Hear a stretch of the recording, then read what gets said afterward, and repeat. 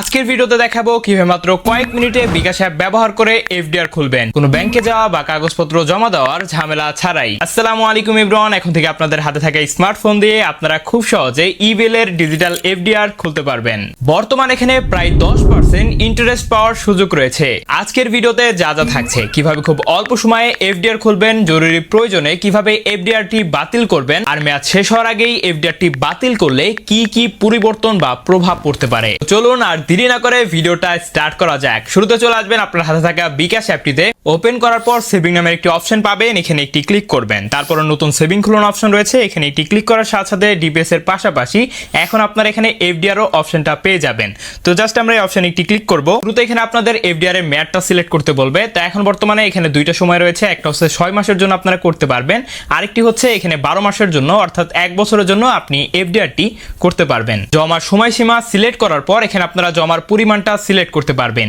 এখানে সর্বনিম্ন হচ্ছে 10,000 টাকা থেকে 1 লাখ টাকা পর্যন্ত আপনারা এফডিআরটি করতে পারবেন। আমরা জাস্ট আপনাদের দেখানোর জন্য 12 মাসের 15,000 টাকার একটি এফডিআর এখানে খুলে দেখাবো। তারপর এখানে মুনাফা পাওয়ার সময়সীমা রয়েছে, এখানে দেখতে পাচ্ছেন 3 মাস রয়েছে। তার মানে হলো প্রতি 3 মাস পর পর 3 মাসের যে মুনাফার হারটা আসে সেটা হচ্ছে আপনাদের সেভিং অ্যাকাউন্টে অ্যাড হয়ে যাবে। সবকিছু দেওয়া হয়ে গেলে নিচে এগিয়ে যান অপশন রয়েছে, এখানে আমরা একটি ট্যাপ করব। তো আমরা এখানে করছি মাত্র 16,000 টাকার 1 বছরের জন্য এফডিআর। এখানে আমাদের মুনাফা দিচ্ছে 1163 টাকা 44 পয়সা। আমরা জাস্ট এটার উপরে একটি ক্লিক করব। তারপর এখানে আমাদের সামনে একটি অপশন চলে আসবে যেটা আমরা কি প্রতি বছর রিনিউ করতে চাই কিনা, অর্থাৎ প্রতি বছর এটা অটোমেটিকলি আবারও ইনভেস্ট হয়ে যাবে।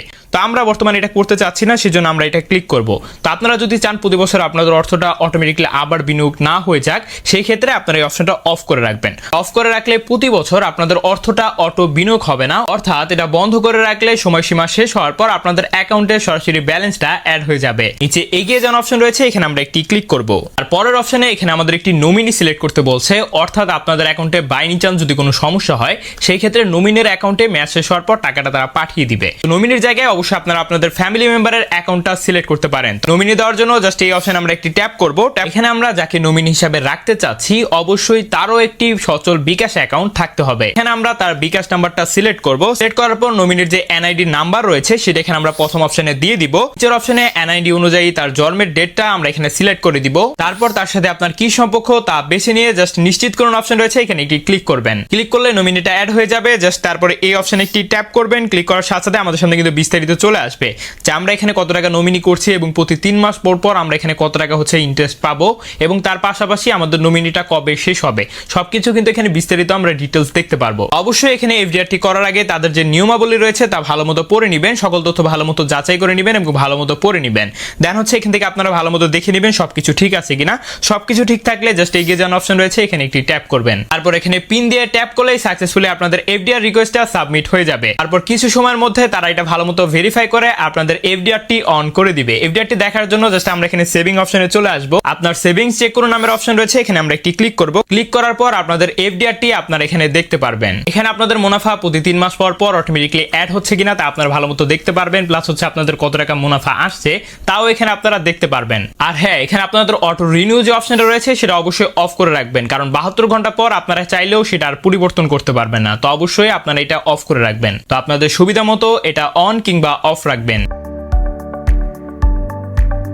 আমি এখন দেখাবো কিভাবে আপনারা জরুরি প্রয়োজনে মেয়াদ শেষ হওয়ার আগে আপনাদের এফডিআরটি বাতিল করবেন। সেটা করার জন্য জাস্ট এই অপশনে আবারও চলে আসবেন। এফডিআর বাতিল করুন অপশনে জাস্ট আমরা একটি ক্লিক করব। আমি নিশ্চিত করুন অপশনে ক্লিক করে জাস্ট পিন দিয়ে এখানে ট্যাপ করে ধরে রাখলেই আপনাদের সেভিং বাতিল করার রিকোয়েস্ট তাদের কাছে চলে যাবে এবং 24 থেকে 72 ঘন্টার মধ্যে তারা আপনাদের অ্যাকাউন্টে টাকাটা অ্যাড করে দিবে। এখানে দেখতে পাচ্ছেন মাত্র 3 ঘন্টার মধ্যে আমাদের এফডিআর এর যে টাকাটা রয়েছে তা কিন্তু তারা ব্যাক পাঠিয়ে দিয়েছে।